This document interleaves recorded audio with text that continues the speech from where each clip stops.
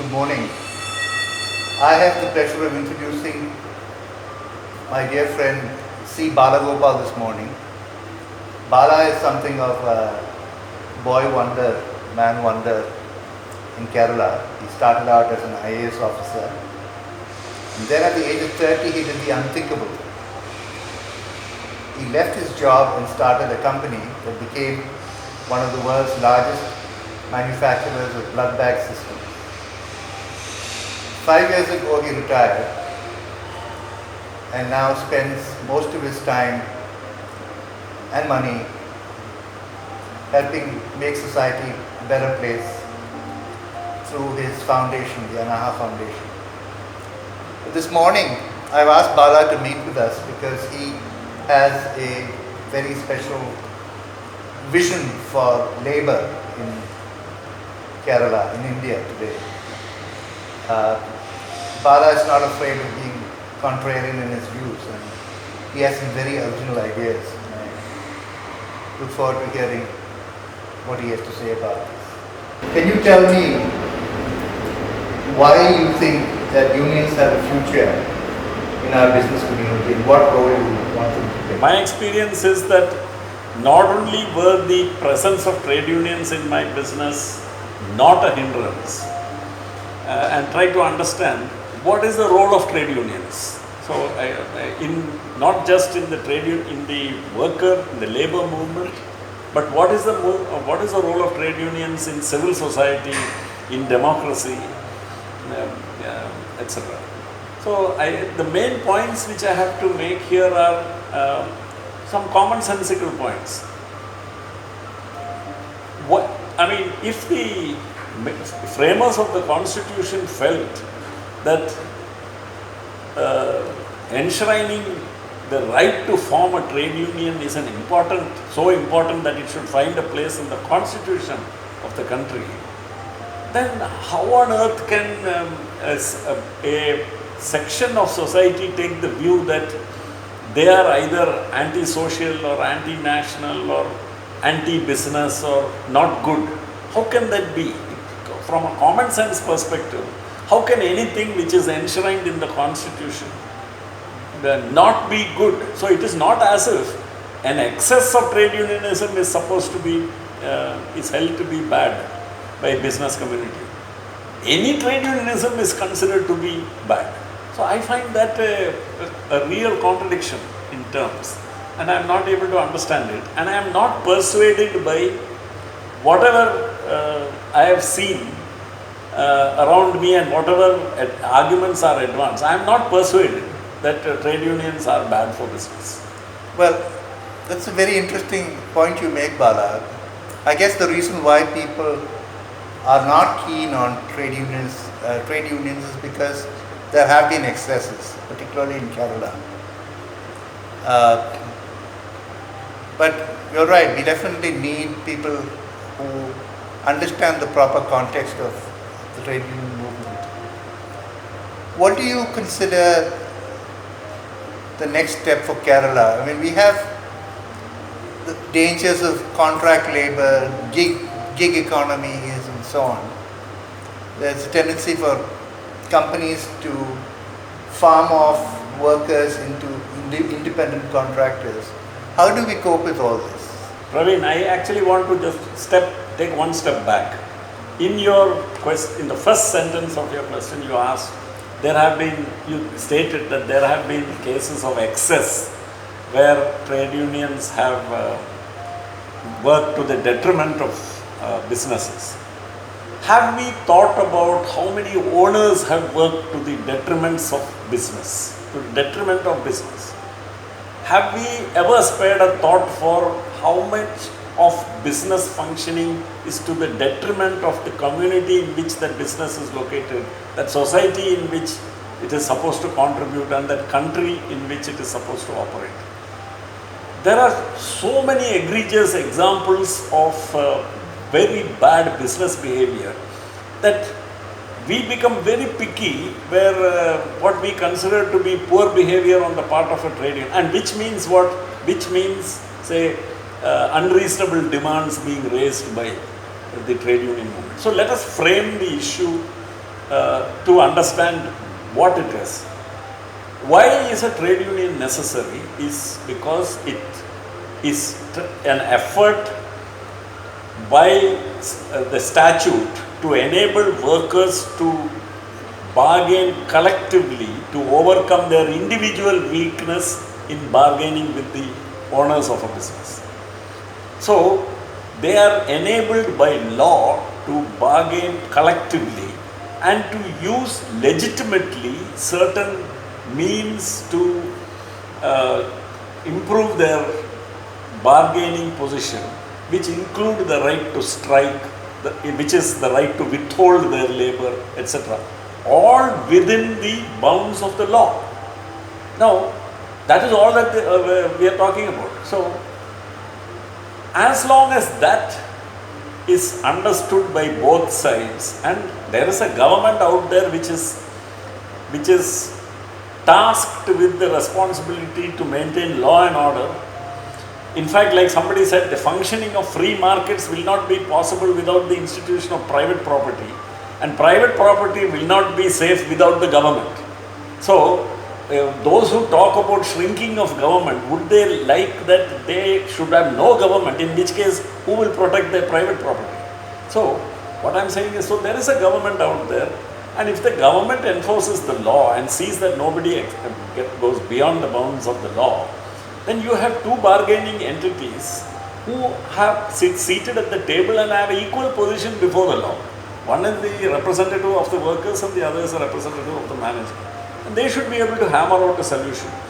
And which will always be a compromise, because it will be, you will meet somewhere in the middle of the table and not at either end, or towards one side or the other, depending on the relative. Now, I am not talking about a hypothetical case. Somebody may say, yes, Bala, but that is what's supposed to happen in theory. In practice, it doesn't happen like that. I am sorry, I disagree, because that's exactly what happened in my case.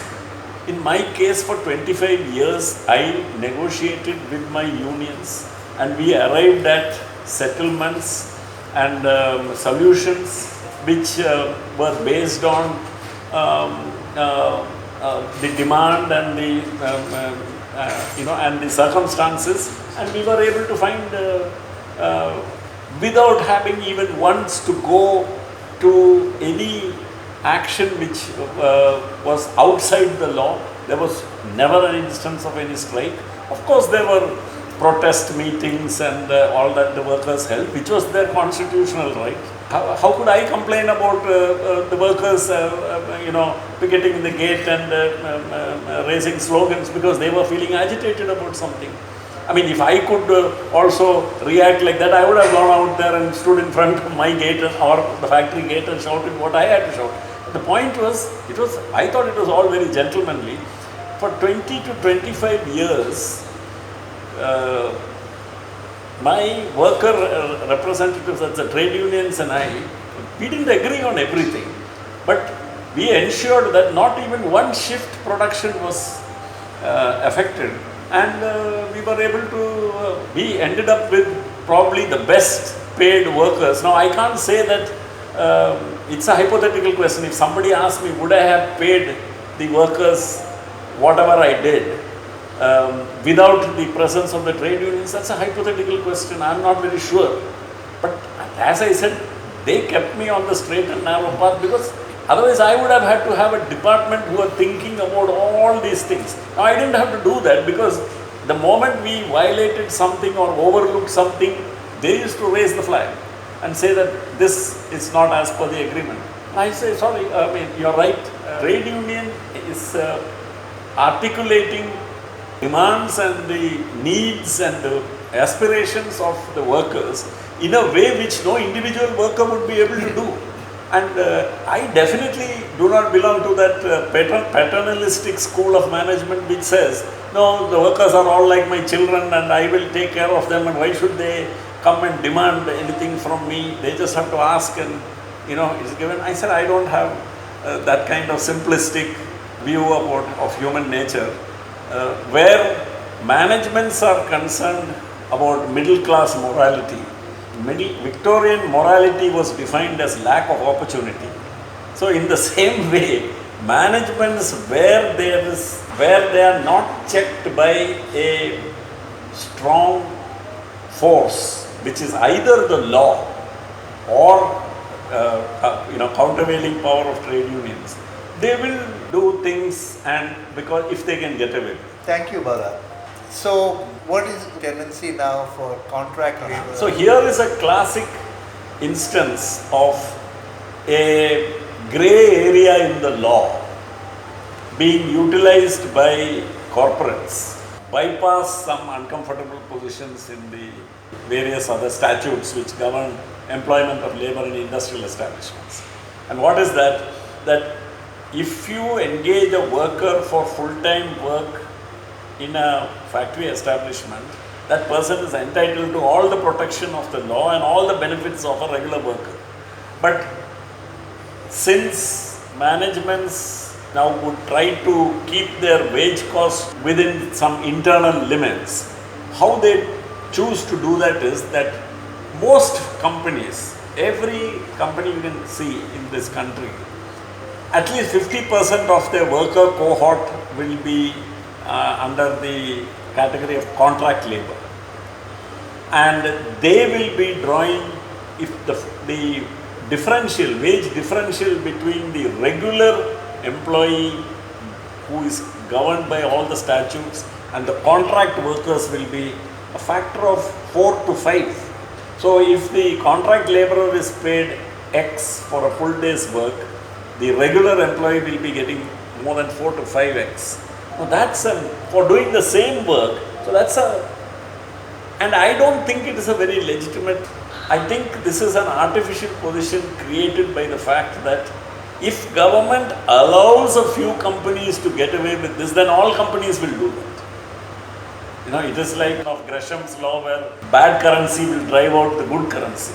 So bad practices will drive out the good practices. So if an organization tries to maintain good practices, it will be competed out of the market because you will be paying 4x, whereas your competitor is paying only X. So how can you compete in such a market? So when people talk about a level playing field, the level playing field should be, at least the statutory provision should be non-negotiable. Everybody should pay the statutory provision. So that's why. So contract labor became a way out. It is not, there is no brilliance involved, there is no genius involved. There is only a question of the government putting the telescope to the blind eye, deliberately, even though they know what is going on.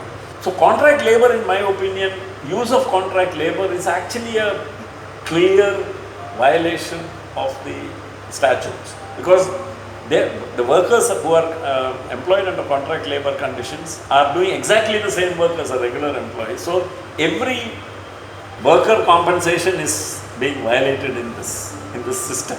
And I'm not going into the history of it and trying to be holier than thou in this respect. So the starting point for this is not to expect all the business people to improve. Government should start enforcing the law, that's all. Industry is not going to grind to a halt. What will happen is all workers will be then regularized and given proper employment. Otherwise, people will take shelter under all these fig leaves like contract laborers. But in parallel, there has been happening something which you can call I would call it this temporary worker phenomenon.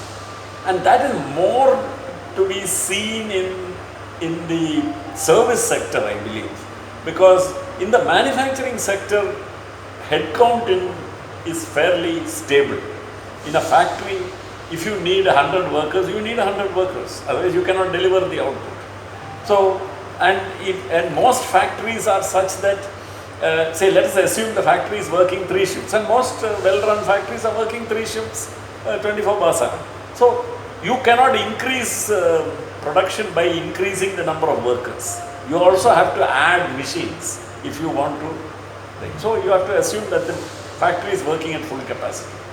Where is temporary employment, casual workers, all this is mostly in the service sector, where you can see demand can be seasonal. They're in a warehouse or in a, say, like even if you take agriculture for instance, labor, the demand is seasonal. During the crop, during a certain plucking, weeding, and certain other seasons. There's a concentrated demand for work, for labor, which comes down steeply and then again rises only during harvest time. So it is to take care of the seasonality and seasonal fluctuations that you have, temporary employment. Gig is a very interesting phenomenon where this seems to be something which is being brought about by changes in technology. Whereas the Industrial Revolution and the last 150 years after that saw the integrating of manufacturing processes into large factories. Modern technology now enables the disintegration of manufacturing processes so that the same thing which is done in one factory, you can have it done in, say, 25 different smaller factories, dispersed all over the place.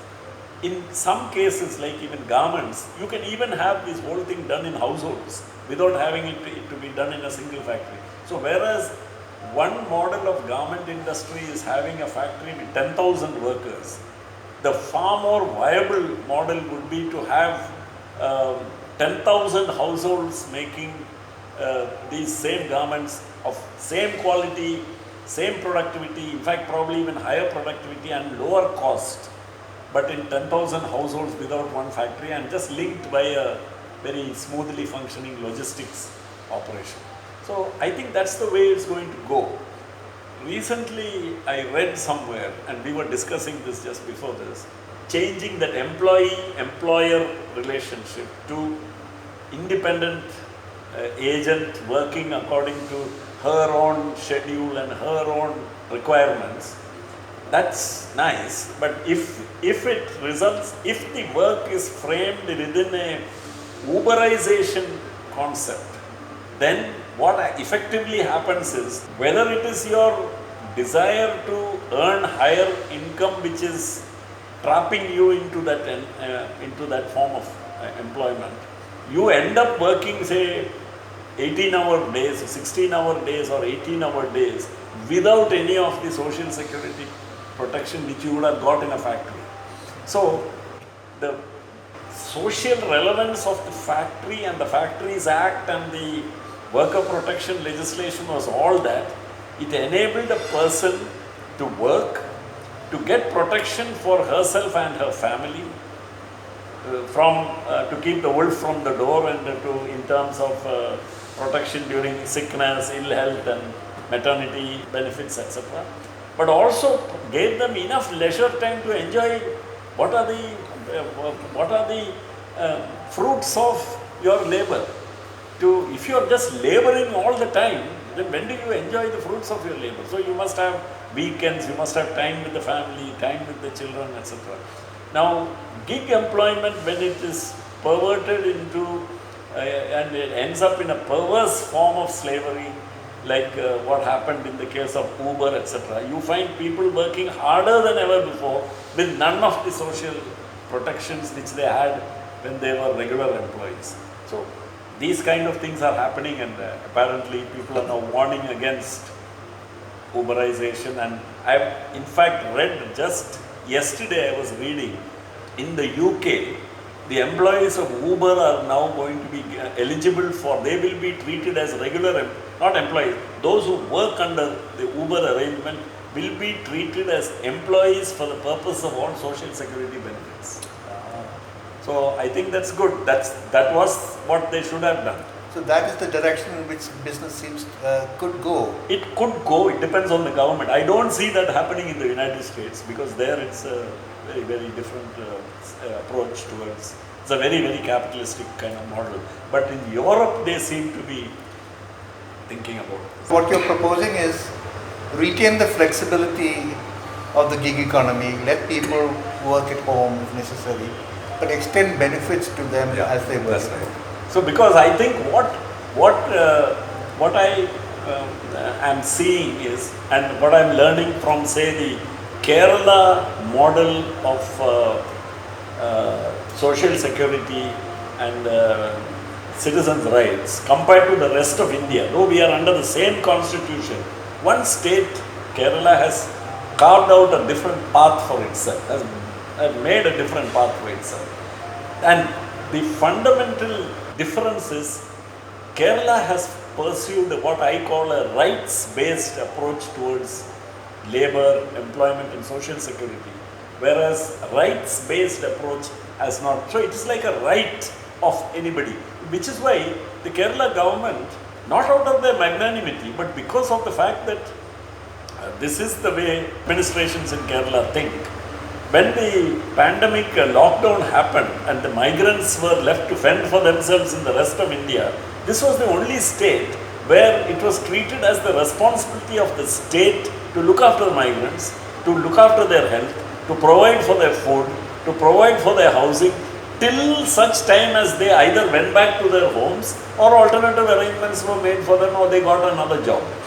That indeed is the responsibility of government, and that is because it is a rights-based approach. Thank you so much for that insight, Bala. I think society as a whole and the business community is well served by people like yourself who point out that the emperor has no clothes when indeed he does not. So thank you once again.